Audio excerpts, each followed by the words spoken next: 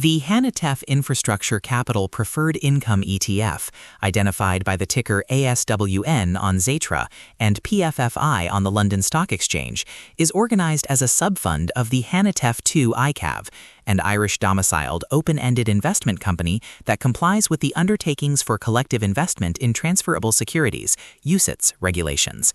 Unlike the majority of ETFs that track a static index, ASWN is an active ETF, meaning its portfolio is dynamically adjusted by the investment advisor, Infrastructure Capital Advisors, InfraCap, based in New York. Infrastructure Capital Advisors was founded in 2012 by Jay Hatfield, who remains the firm's chief investment officer and a primary portfolio manager for the ASWN strategy. The firm's investment philosophy is rooted in the income from real assets approach, which focuses on identifying companies that generate and distribute substantial streams of free cash flow. This belief holds that tangible assets, such as pipelines, power plants, and real estate, possess intrinsic values that are unlikely to deteriorate over long market cycles, providing a robust foundation for the dividends paid to preferred shareholders. For ASWN, this means the manager actively screens for securities that offer the potential to maximize current income while pursuing opportunities for capital appreciation. Fund specifications. Launch date, September 17, 2025. Total expense ratio, TER, 0.80%. Distribution policy, distributing monthly. Portfolio architecture and investment mandate. The investment mandate for ASWN requires that at least 80% of its net assets are typically allocated to preferred stocks and mortgage real estate investment trusts, MREITs. Preferred stocks are hybrid securities that occupy a unique position in the capital structure, sitting between senior debt and common equity. They provide the fixed or floating dividend characteristics of a bond while maintaining the legal form of equity. In the infrastructure context, these securities are often issued by utilities, energy midstream companies, and financial institutions that provide the underlying financing for large-scale physical projects. Sector and asset class allocation. The fund focuses primarily on North American and European corporate entities, seeking out securities that are traded on regulated markets to ensure price transparency and liquidity.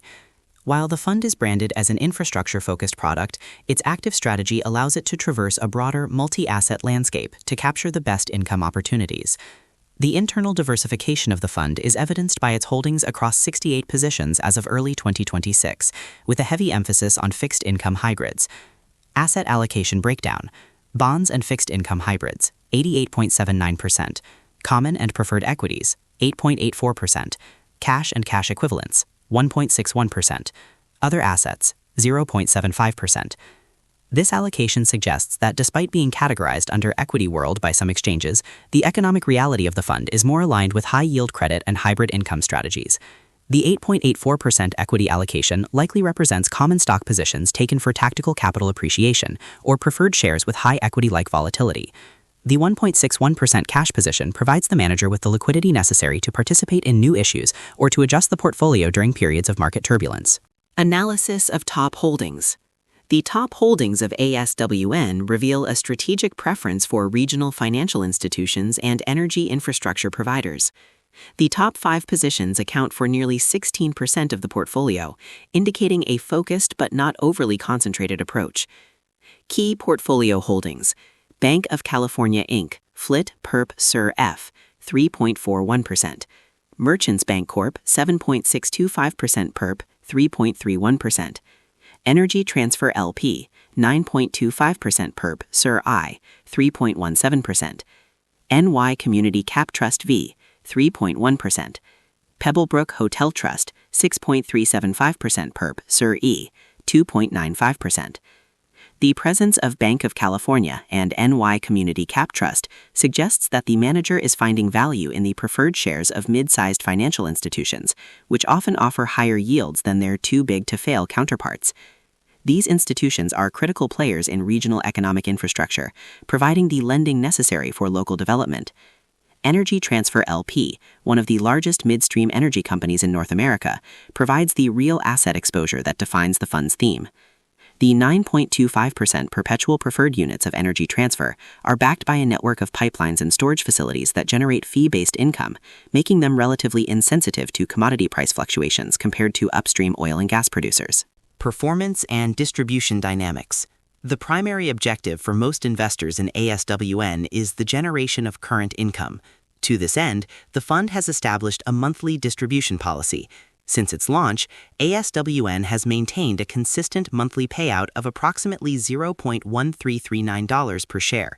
The forward-looking dividend yield, FWD, is estimated at 8.14%. This yield is achieved through the active selection of preferred securities that trade a spread over traditional corporate bonds. The manager's ability to identify accrued income opportunities and harvest price differences between similar securities is intended to ensure that this dividend is not only high, but also sustainable over a full market cycle. Total return and NAV trends. While income is the priority, the fund's total return performance, which includes both dividend distributions and net asset value changes, has been positive since inception. As of March 2026, the year-to-date total return stands at approximately plus 3.66%, with a 3-month return of plus 3.37%. This performance has been achieved during a period of relative stability in the preferred stock market, characterized by modest net inflows into the asset class. The discrepancy between the high dividend yield and the lower since inception total return is largely due to the timing of the fund's launch and the initial cash drag as the manager deployed capital into the market. Furthermore, the share price has experienced a slight downward adjustment, KGAR of negative 2.31%, as some of the underlying securities traded away from their par values. The macroeconomic backdrop, infrastructure in 2026. The investment case for ASWN is deeply intertwined with the global macroeconomic trends affecting real assets in 2026. The year is marked by a significant expansion in infrastructure investment, driven by the dual needs of energy security and digital transformation. Energy security and the transition landscape. Europe, in particular, has prioritized energy security as a matter of national and continental survival, leading to massive investments in LNG, liquefied natural gas, terminals, and renewable energy grids. Total capacity in Europe for LNG and related transition fuels now stands at over 400 BCM, a 75% increase from 2021 levels. This transition requires massive amounts of capital, much of which is raised through the issuance of preferred securities by utilities and midstream energy companies. For an ETF like ASWN, this provides a treasure chest of high-quality, cash flow generative assets to choose from. The AI-driven demand for power and data centers. A second major theme is the intersection of power and artificial intelligence. The proliferation of data centers and their associated power needs is perhaps the most important trend in the 2026 infrastructure market. Estimates suggest that data centers will require more than 50 gigawatts of power in the U.S. alone by 2028, representing roughly half of the growth in total power demand. This has created a significant infrastructure gap that private capital is rushing to fill. ASWN's focus on companies with tangible assets positions it to benefit from this trend, as the providers of the physical data centers and the utilities that power them are often issuers of preferred stock. Interest rate cycles and preferred stocks. The interest rate backdrop is perhaps the most critical variable for the preferred stock asset class. Jay Hatfield argues that central bank cutting cycles are historically great environments for preferreds, as they allow investors to capture both high coupon income and potential price appreciation back toward par as rates drop. In early 2026, the market consensus suggests that the higher-for-longer regime is softening, creating a tailwind for the ASWN portfolio. The manager's ability to adjust the portfolio's duration and exposure to floating-rate securities is a key tool for managing this transition. Risk analysis. Investing in ASWN involves a multifaceted array of risks that range from fund-specific structural issues to broader market and credit concerns. An exhaustive understanding of these risks is essential for any professional allocation. The most significant immediate risk for ASWN is its small size. As of March 2, 2026, the fund's assets under management stand at approximately $5.3 million USD. In the exchange-traded fund industry, a low AUM level is often a precursor to several issues. Fund closure risk. ETFs with low AUM may be closed by the issuer if they fail to achieve a level of scale that covers their operational costs. While HANetf has a robust platform, a prolonged period below $10 million in assets could lead to a strategic review of the fund's viability. Secondary market liquidity. With an average daily volume that is often limited, the bid-ask spreads for ASWN can be significantly wider than those of larger ETFs like the iShares Preferred and Income Securities ETF, which manages over $14 billion. A wide bid-ask spread increases the round-trip cost of the investment, meaning an investor may lose several percentage points of their capital just by entering and exiting a position. Price deviation from NAV. In periods of market stress, small ETFs can trade at a significant premium or discount to their net asset value because the market makers may face difficulty in sourcing the underlying securities. However, it is important to note that an ETF's liquidity is ultimately derived from the liquidity of its underlying holdings.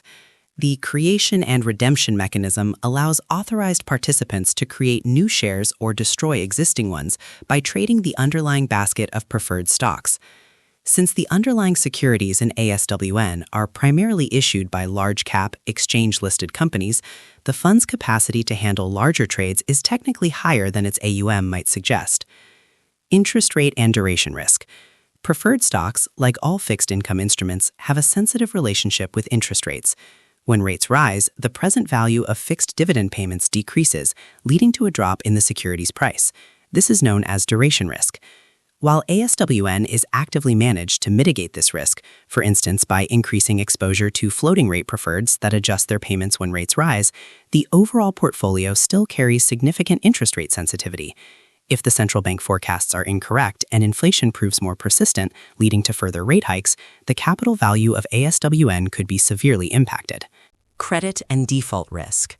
Preferred shares are subordinate to all forms of debt in a company's capital structure.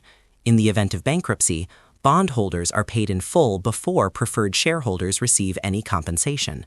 While preferred stocks generally have a lower historical default rate than high-yield bonds, they are not risk-free. Furthermore, unlike bond coupons, preferred dividends can often be suspended by a company's board of directors without triggering a formal default, though most are cumulative, meaning the company must pay all missed dividends before common shareholders receive a penny. The fund's heavy concentration in the financial sector, common among preferred ETFs, makes it vulnerable to systemic banking risks. The failures of regional U.S. banks in 2023 served as a stark reminder that even investment-grade preferreds can lose substantial value rapidly during a liquidity crisis in the banking sector. Call risk and negative yield to call. Many preferred securities are callable at par value after a certain date, usually 5 years from issuance. If a security in the ASWN portfolio is trading at $27 because of its attractive yield, but the issuer has the right to buy it back at $25, the fund faces the risk of an immediate $2 capital loss. Active management is critical here, as the managers can screen for securities with negative yield to call profiles and exit these positions before the call date. However, if interest rates fall significantly, a large portion of the portfolio could be called away, forcing the fund to reinvest the proceeds into lower-yielding securities. Currency and geopolitical risk. ASWN is a USD-denominated fund listed on European exchanges in Euro and GBP. Because the fund is currency unhedged, European investors are exposed to fluctuations in the value of the US dollar. If the USD weakens against the euro, a European investor could see a loss in their home currency value, even if the ETF's USD price remains stable. Additionally, the fund's focus on infrastructure makes it sensitive to geopolitical events that could impact global energy supplies or disrupt the regulatory environment for utilities and REITs. Comparison: ASWN versus peer ETFs. ASWN must be evaluated against its primary competitors in the European UCITS market and the broader US-listed preferred stock universe. The landscape is dominated by large passive products, making ASWN's active approach a distinct alternative play. Comparison of key peer funds.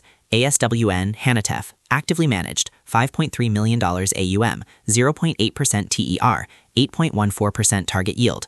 PRAC, Invesco, passively managed, $198.8 million AUM, 0.5% TER, 0.522% target yield. PFF, iShares, US, passively managed, $14.2 billion AUM, 0.45% TER, 5.78% target yield. PFFA, Virtus, US, actively managed, $2.2 billion AUM, 2.11% net TER, 9.5% target yield. ASWN's total expense ratio of 0.80% is significantly higher than that of the passive Invesco PRAC, 0.50%, or the broad US-listed iShares PFF, 0.45%. However, ASWN's target yield of over 8% is substantially higher than the 5.2% offered by PRAC, suggesting that the active management team is taking on higher yielding, perhaps more complex or smaller cap securities to drive income. Interestingly, the US-listed Virtus InfraCap US Preferred Stock ETF, which is also managed by InfraCap, carries a much higher expense ratio of over 2%, due in part to the costs of leverage used in that specific US fund, and offers a yield of 9.5%. ASWN can be seen as a UCITS compliant version of this successful U.S. strategy, though without the same level of internal leverage permitted in the U.S. 1940 Act structure. Conclusion: ANH infrastructure represents a highly specialized, high-yield income solution for the 2026 investment environment. By focusing on the preferred securities of companies with tangible, real assets, it provides a unique blend of bond-like income and equity-like capital structure priority. However, these benefits must be weighed against significant structural risks. The fund's small AUM of $5.3 million is a critical concern that affects trading costs and liquidity. Furthermore, the inherent sensitivity of preferred stocks to interest rate spikes and the sector's historical concentration in financials mean that ASWN is a high-beta income instrument rather than a safe haven asset.